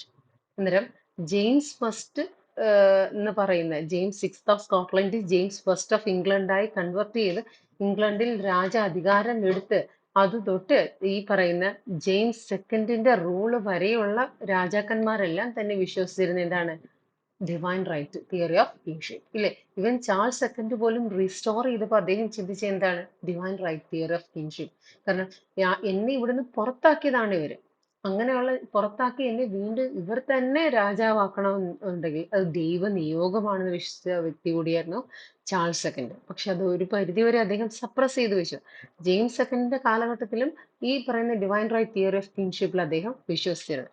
പക്ഷേ അദ്ദേഹത്തിന്റെ മരുമകനായ William of ഓറഞ്ചും മകളായ മേരിയും അധികാരത്തിലേറ്റ് 1869 രാജാവും രാജ്ഞിയുമായി ഇംഗ്ലണ്ടിലേക്ക് വന്നതിന് ശേഷം glorious revolution വിജയിച്ച് അവർ ഇംഗ്ലണ്ടിലേക്ക് വന്നതിന് ശേഷം ഈ പറയുന്ന divine right rule of kingship എന്ന് പറയുന്ന അവിടെ എൻഡ് ചെയ്യുകയാണ് ചെയ്തത്. കാരണം അവരുമായിട്ടുണ്ടാക്കിയ ഉടമ്പടി പ്രകാരം രാജാവിനും രാജ്ഞിക്കും പാർലമെന്റേറിയൻസിനോട് കൂടി ആലോചിച്ച് മാത്രമേ എന്ത് തീരുമാനവും എടുക്കാവൂ എന്നുള്ളൊരു നിബന്ധന വെച്ചതിന്റെ പേരിലാണ് ഇവർ രാജാവും രാജ്ഞിയും ആയത്. ഓക്കെ, അന്നേരം ഇത്രയും കാര്യങ്ങളാണ് ഈ ഒരു ജെയിംസ് സെക്കൻഡ് ഗ്ലോറിയസ് റവല്യൂഷനുമായിട്ട് ബന്ധപ്പെട്ട് നമ്മൾ അറിയേണ്ടത്. ഗ്ലോറിയസ് റവല്യൂഷനൊക്കെ നമുക്ക് 2 മാർക്സ് ക്വസ്റ്റ്യൻ ആയിട്ട് ചോദിക്കാം. Then Queen Anne. After Queen Mary dies childless in 1694, William III became the monarch. His death in 1702 led to Anne, Mary's sister, becoming the queen. Okay, നമ്മൾ നേരത്തെ പറഞ്ഞ പോലെ തന്നെ വില്യം ഓഫ് ഓറഞ്ചും മേരിയും രാജാധികാരത്തിലേക്ക് വന്നു. ജെയിംസ് സെക്കൻഡും അദ്ദേഹത്തിന്റെ മകനും അവിടെ നിന്ന് നാട് വിട്ട് ഓടിപ്പോയി, ഇല്ലേ? അന്നേരം വില്യം ഓഫ് ഓറഞ്ചിനും മേരിക്കും മക്കളില്ല. അതുകൊണ്ട് തന്നെ വില്യം ഓഫ് ഓറഞ്ചും മേരിയുടെയും മരണത്തിന് ശേഷം പിന്നുള്ള രാജ്യാവകാശി എന്ന് പറയുന്നത് മേരിയുടെ ഒരു സിസ്റ്റർ ആയിട്ടുള്ള ആനിയായിരുന്നു. ഓക്കെ, മേരിക്ക് പിന്നീട് ഒരു അനിയത്തി കൂടി ഉണ്ടായിരുന്നു, അതാണ് ആനി. മേരിയുടെ മരണശേഷം ആനി അധികാരത്തിൽ വന്നു. ആൺമക്കളില്ല ആർക്ക്? നമ്മുടെ James സെക്കൻഡിന് ആൺമക്കളില്ല. In 1701, the Act of Settlement was passed to ensure the monarchy would pass to Sophia of Hanover's family, provided the successor was Protestant. അന്നേരം ഈ പറയുന്ന ക്വീൻ ആനിക്കും മക്കളൊന്നുമില്ല. അതുകൊണ്ട് തന്നെ 1701 ആയപ്പോഴത്തേക്ക് ഒരു എന്താ ഒരു സക്സസർഷിപ്പ്, ഒരു ആക്ട് ഓഫ് സെറ്റിൽമെന്റ് പാസ്സാക്കി. ഇവൻ ആനിക്കും എന്തെങ്കിലും പറ്റിപ്പോയാൽ പിന്നീട് രാജ അവകാശികളാകുന്നത് ഹാനോവേഴ്സ് ഫാമിലിയിലുള്ള മെമ്പേഴ്സുകളായിരിക്കും. ഹാനോവർ കുടുംബത്തിലുള്ള ആൾക്കാരായിരിക്കും പിന്നീട് സക്സസേഴ്സ് ആവുക. Annie unable to produce and heir become queen in 1702, her reign saw Scotland assert its right to name its own monarch, preferring James Francis Edward Stuart. This conflict led to Act of Union in 1707, merging the English and Scottish Parliament and forming Great Britain, which included England, Wales and Scotland. അന്നേരം നമ്മുടെ Queen ആനിക്കും ഒരു proper ഹെയറിന് കൊടുക്കാൻ കഴിഞ്ഞില്ല. അവർ അധികാരത്തിൽ വന്നത് 1702-ലാണ്. അവർ രാജ അധികാരത്തിലിരിക്കുമ്പോൾ തന്നെ അവർ അടുത്ത അവകാശിയായി James Francois Edward സ്റ്റുവർട്ടിനെ പ്രഖ്യാപിച്ചു. അദ്ദേഹം സ്കോട്ട്ലൻഡുകാരനാണ്. അങ്ങനെ ഇത് ചുമ്മാതെ വീണ്ടും ഒരു രാജാവ് സ്കോട്ട്ലൻഡിൽ നിന്ന് വന്ന് പ്രശ്നങ്ങൾ തീർന്നു പോയതേ ഉള്ളൂ. അന്നേരം അടുത്തതും സ്കോട്ട്ലൻഡിൽ നിന്ന് പറഞ്ഞപ്പോഴത്തേക്ക് ഒരു പ്രശ്നങ്ങൾ വീണ്ടും തുടരുകയാണ്. അങ്ങനെ 1707 ആക്ട് ഓഫ് യൂണിയൻ പ്രകാരം ഇംഗ്ലണ്ടും സ്കോട്ട്ലൻഡും വെയിൽസും അയർലൻഡും ഗ്രേറ്റ് ബ്രിട്ടന്റെ ഭാഗമായി പ്രഖ്യാപിച്ചു. ആക്ട് കൊണ്ടുവന്നു, നിയമം കൊണ്ടുവന്നത് ഒന്നിപ്പിച്ചു. നേരത്തെ ഇങ്ങനെ ഒരു സംഭവം കൊണ്ടുവന്ന് ഒന്നിപ്പിച്ചത് ആരാണ്? നമ്മുടെ ഒലിവർ ക്രോംവെല്ലാണ്. പ്യൂരിറ്റൻ ഗവൺമെന്റ് ഫോം ചെയ്ത ഒലിവർ ക്രോംവെല്ലാണ്. പക്ഷെ അത് ആക്ട് വൈസ് ആയിട്ട് ഒരുമിപ്പിച്ചത് ഈ പറഞ്ഞ ക്വീൻ ആനിയുടെ കാലഘട്ടത്തിലാണ്. Annie died in 1714 and George, Prince of Hanover, Sophia's son, became king despite Tories opposition due to its German background and low position in the lifeline of a succession. അങ്ങനെ Queen ആനിക്ക് ശേഷം 1714 Hanover കുടുംബത്തിലെ സോഫിയയുടെ മകനായിട്ടുള്ള ജോർജിനെ രാജാവാക്കി. ആദ്യമൊക്കെ ടോറിയിൽ നിന്ന് ഒരുപാട് എതിർപ്പുകൾ ഉണ്ടായിരുന്നു. കാരണം ജോർജ് വളർന്നതും പഠിച്ചതുമൊക്കെ ജർമ്മനിയിലാണ്. ജർമ്മൻ ലാംഗ്വേജിനെ അദ്ദേഹത്തിന് അറിയാവും, ഇംഗ്ലീഷ് ഭാഷ പോലും അറിയില്ല. സോ അങ്ങനെ ഒരു വ്യക്തിയെ എങ്ങനെ ഇംഗ്ലണ്ടിന്റെ രാജാവാക്കും? ഇതൊരു വലിയ ക്വസ്റ്റ്യൻ ആയിരുന്നു. പക്ഷേ ഈ എതിർപ്പുകളെല്ലാം അവഗണിച്ചുകൊണ്ട് തന്നെ ജോർജ് രാജാവായി. The restoration period concluded with Charles second and Stuart rule ended with queen Annie. Okay, നമ്മളുടെ ഈ ഒരു റെസ്റ്റോറേഷൻ പീരീഡ് എന്ന് പറഞ്ഞു കഴിഞ്ഞാൽ എന്താണ്? കിങ് ചാൾസ് സെക്കൻഡ് അധികാരത്തിലേക്ക് റീസ്റ്റോർ ചെയ്തു.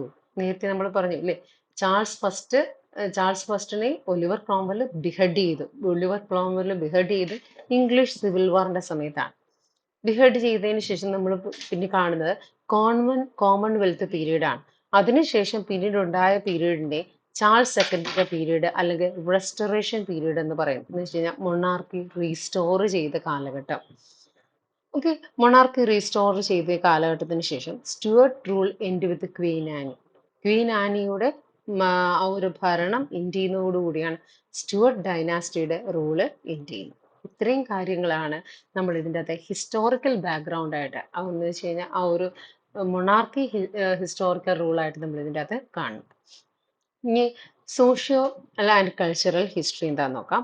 Great Britain became a well-organized and commercially developed nation, benefiting from modern science and consumer culture. The early 18th century, known as Augustan Age, So, comparison between 18th century England and early Roman Empire under Augustus, paralleling the literary achievements of Horace, Ovid, and Virgil.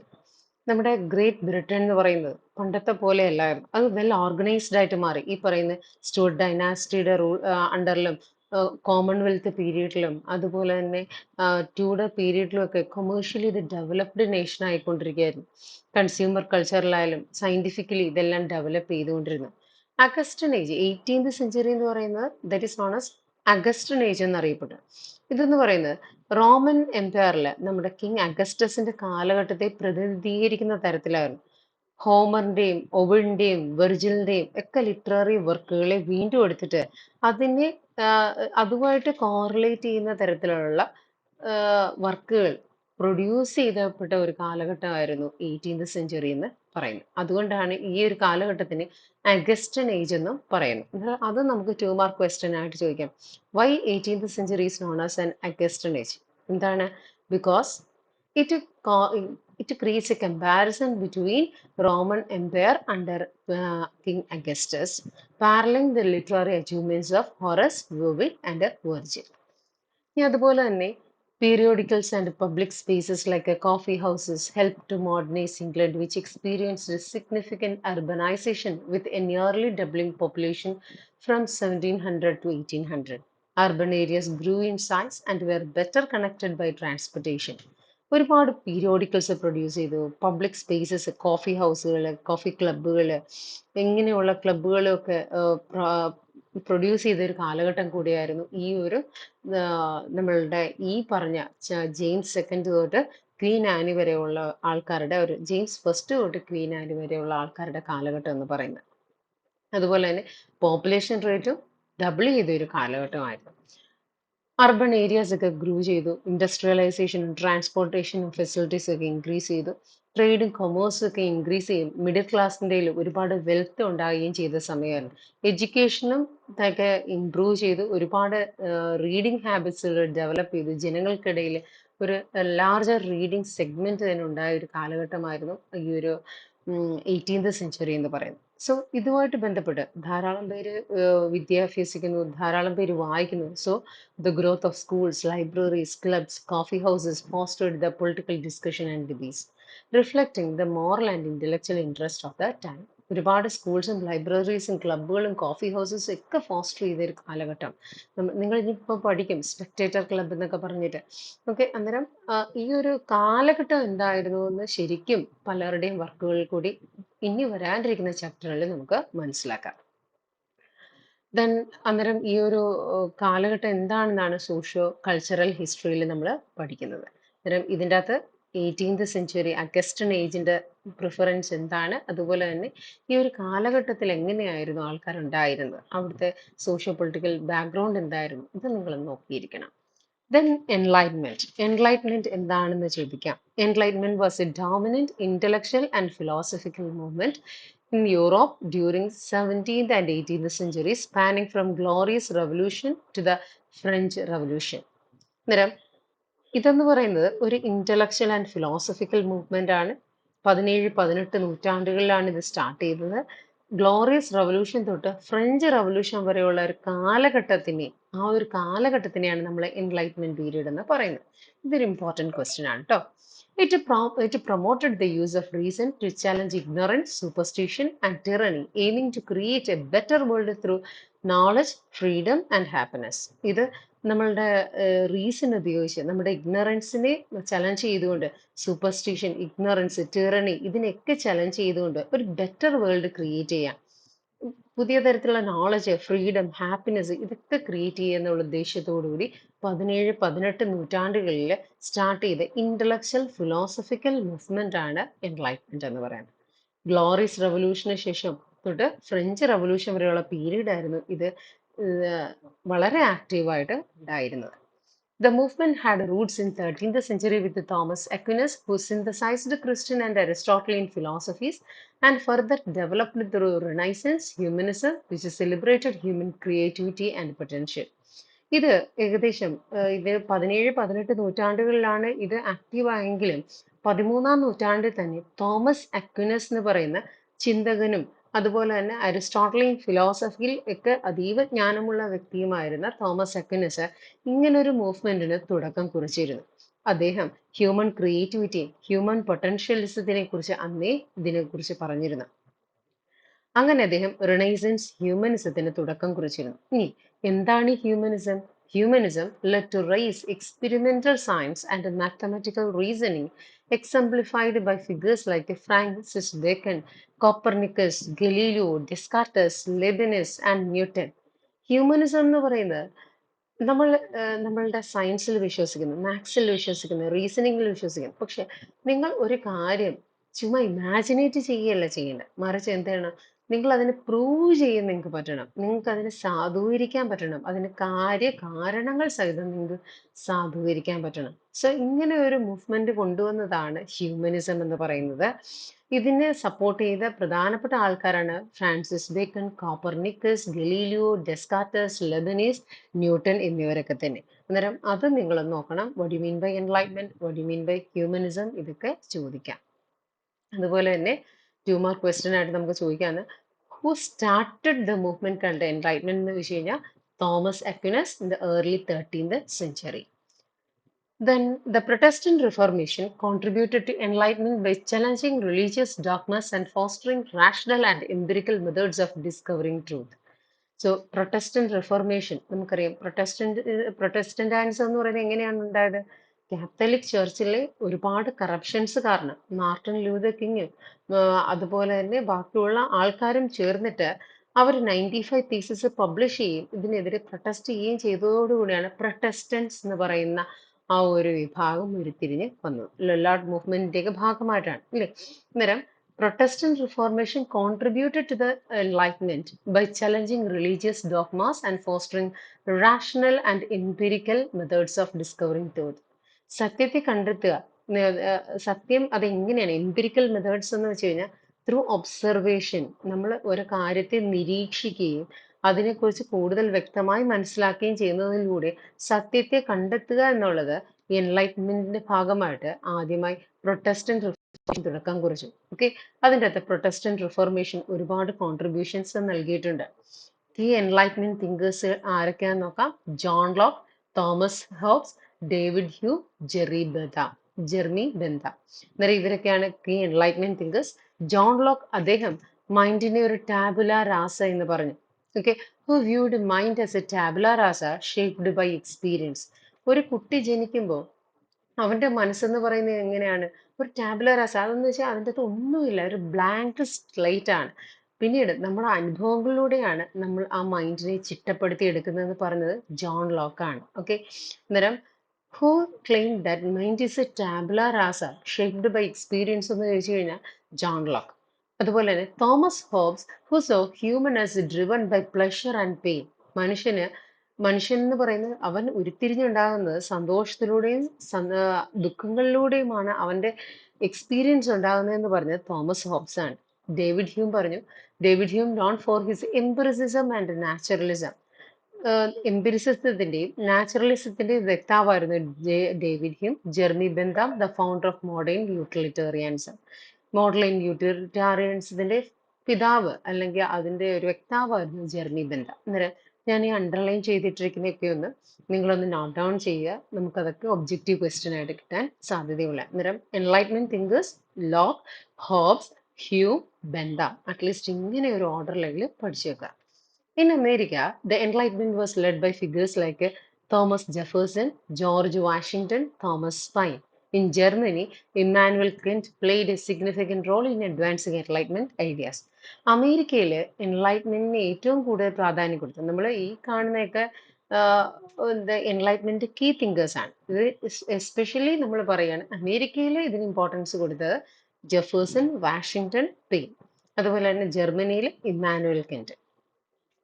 The Enlightenment led to the revolutionary thoughts and notions of human rights, influencing intellectuals and political developments across Europe and beyond. ഈ പറയുന്ന enlightenment ideas human റൈറ്റ്സിന് പറ്റിയും അതുപോലെ തന്നെ intellectual എബിലിറ്റിയും ഇന്റലക്ച്വലിനെ influence ചെയ്യുന്ന തരത്തിൽ, പൊളിറ്റിക്സിനെയും ഇന്റലക്ച്വൽസിനെയൊക്കെ influence ചെയ്യുന്ന തരത്തിൽ വളരെയും യൂറോപ്പിലും അതിന് പുറത്തേക്ക് ഇത് പ്രചരിപ്പിക്കുകയും ചെയ്തു.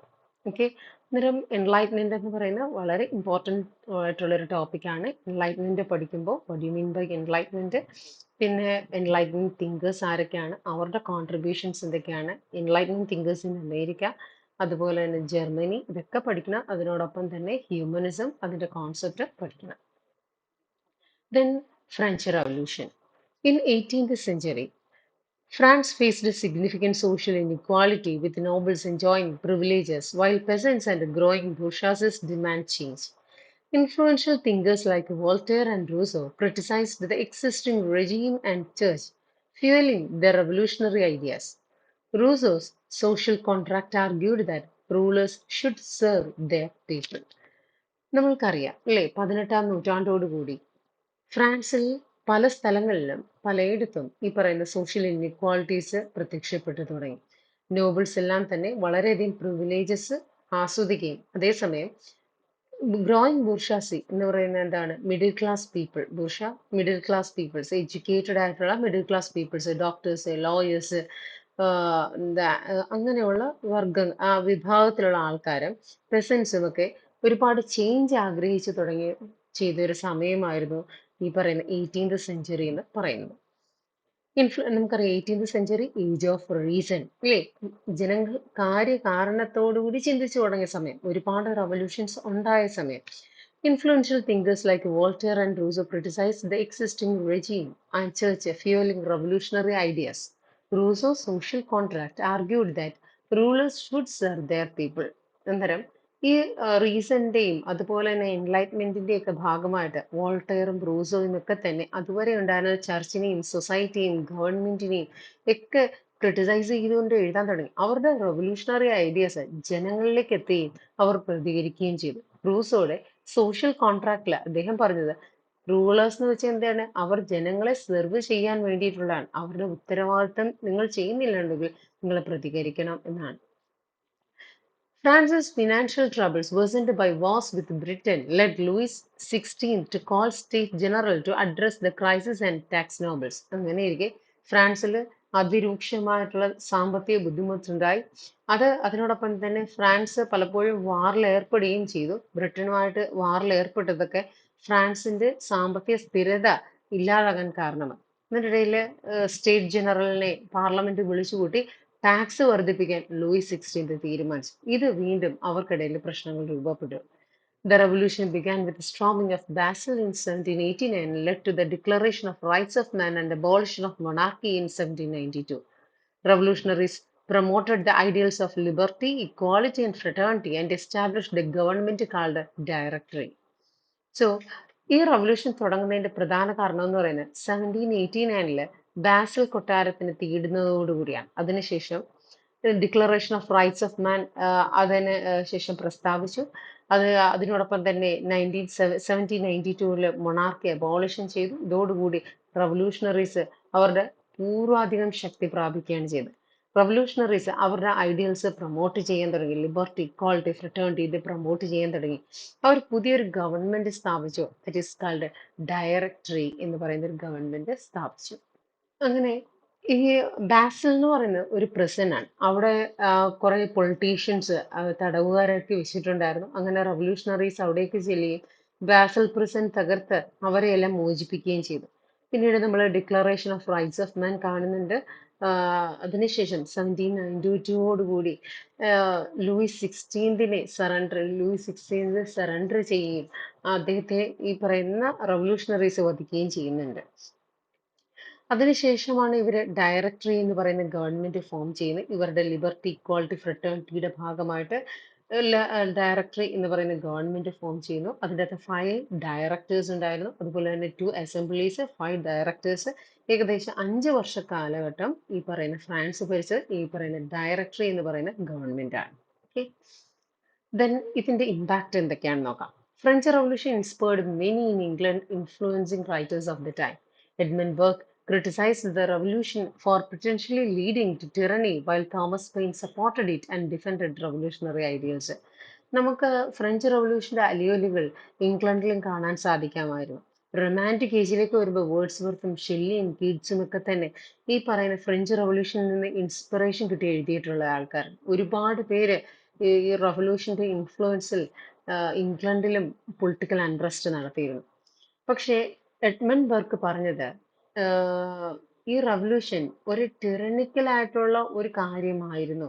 കാരണം ഇതിന്റെ ലിബർട്ടി, ഇക്വാളിറ്റി, ഫ്രട്ടേണിറ്റി എന്ന് പറയുന്ന ആ ഒരു കോൺസെപ്റ്റ് അവസാനമായപ്പോൾ ഇവർക്ക് അറ്റൈൻ ചെയ്യാൻ സാധിച്ചില്ല. പൊട്ടൻഷ്യലി അൺട്രസ്റ്റ് ആയിട്ട് മാറി എന്ന് ഇതിനെ ക്രിട്ടിസൈസ് ചെയ്തപ്പോൾ തോമസ് പെയിൻ ഈ റവല്യൂഷനെ സപ്പോർട്ട് ചെയ്തുകൊണ്ടാണ് പറഞ്ഞത്. റവല്യൂഷണറി ഐഡിയൽസിനെ ഡിഫെൻഡ് ചെയ്തുകൊണ്ട് ഇതിനെ സപ്പോർട്ട് ചെയ്തുകൊണ്ടാണ് അദ്ദേഹം പറഞ്ഞത്. ഇനി നമുക്ക് ഇതിന്റെ ലാസ്റ്റിലേക്ക് വരുമ്പോൾ ഒരു 2 മാർക്ക് ക്വസ്റ്റ്യൻ നമുക്കുണ്ട്. Age of sensibility. What do you mean by age of sensibility?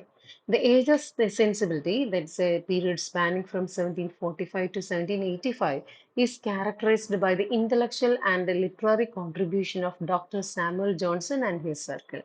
This period is noted for its emphasis on emotional depth and sensitivity in literature, influenced by neoclassicism and Enlightenment ideas. ഏകദേശം 1785 മുതൽ 1745 വരെയുള്ള കാലഘട്ടം എന്ന് വെച്ച് കഴിഞ്ഞാൽ 18th century തന്നെയാണ്. ആ ഒരു കാലഘട്ടത്തിലെ ഡോക്ടർ സാമുവൽ ജോൺസന്റെയും അദ്ദേഹത്തിന്റെ ആ ഒരു ലിറ്റററി സർക്കിളിൽ വരുന്ന ആൾക്കാരുടെയും ഇന്റലക്ച്വൽ ആൻഡ് ലിറ്റററി കോൺട്രിബ്യൂഷൻസിന് നമ്മൾ പറയുന്ന പേരാണ് ഏജ് ഓഫ് സെൻസിബിലിറ്റി എന്ന് പറയുന്നത്. ഈ ഒരു കാലഘട്ടത്തിൽ അല്ലെങ്കിൽ ഈ ഒരു ഗ്രൂപ്പ് ഓഫ് പീപ്പിൾസിന്റെ ഇമ്പോർട്ടൻസ് എന്ന് പറയുന്നത്, ക്യാരക്ടറിസ്റ്റിക് ഫീച്ചേഴ്സ് എന്ന് പറയുന്നത് ഇവരുടെ റൈറ്റിങ്ങിൻ്റെ അകത്ത് ഒരുപാട് ഇമോഷണൽ ഡെപ്ത് നമുക്ക് കാണാൻ സാധിക്കും. അതുപോലെ തന്നെ സെൻസിറ്റിവിറ്റി ഇൻ ലിറ്ററേച്ചർ നമുക്ക് കാണാൻ സാധിക്കും. And they were influenced by neo classicism and enlightenment ideas. അന്നേരം ആ ഒരു കാലഘട്ടത്തിലെ എൻലൈറ്റ്മെന്റ് ഐഡിയാസ്, അതുപോലെ തന്നെ നിയോ ക്ലാസിസ്റ്റ് ഫീച്ചറിസം, പിന്നെ അതുപോലെ തന്നെ sensitivity in literature, emotional depth, ഇതെല്ലാം തന്നെ ഈ ഒരു പീരീഡിലുള്ള റൈറ്റിങ്സിൽ നമുക്ക് കാണാൻ സാധിക്കും. 1745 to 85 കാലഘട്ടത്തിലുണ്ടായിരുന്ന ഡോക്ടർ സാമുവൽ ജോൺസന്റെയും അദ്ദേഹത്തിന്റെ ലിറ്റററി സർക്കിളിലുള്ള ആൾക്കാരുടെയും കോൺട്രിബ്യൂഷനെയാണ്, അല്ലെങ്കിൽ ആ ഒരു പീരീഡിനെയാണ് നമ്മൾ എന്താ വിളിക്കുന്നത്, ദ ഏജ് ഓഫ് സെൻസിബിലിറ്റി എന്ന് വിളിക്കുന്നത്. മസ്റ്റായിട്ട് നിങ്ങളത് ഓർത്തിരിക്കണം. ഓക്കെ, സോ ഈ ഒരു ചാപ്റ്റർ നിങ്ങൾക്ക് മനസ്സിലായെന്ന് വിശ്വസിക്കുന്നു. If you have any doubt please ask. അതുപോലെ തന്നെ നമ്മൾ ആ ഒരു പേജ് കാണിച്ചപ്പോൾ, ആ ഒരു പടം കാണിച്ചപ്പോൾ ഞാൻ ജെയിംസ് ഫിഫ്ത്ത് എന്നാണ് പറഞ്ഞത്. ജെയിംസ് സിക്സ്ത് എന്നാണ് കറക്റ്റ് ആയിട്ട് വരുന്നത്. അതിൻ്റെ അകത്ത് ഒരു തെറ്റായിരുന്നു കേട്ടോ. So by.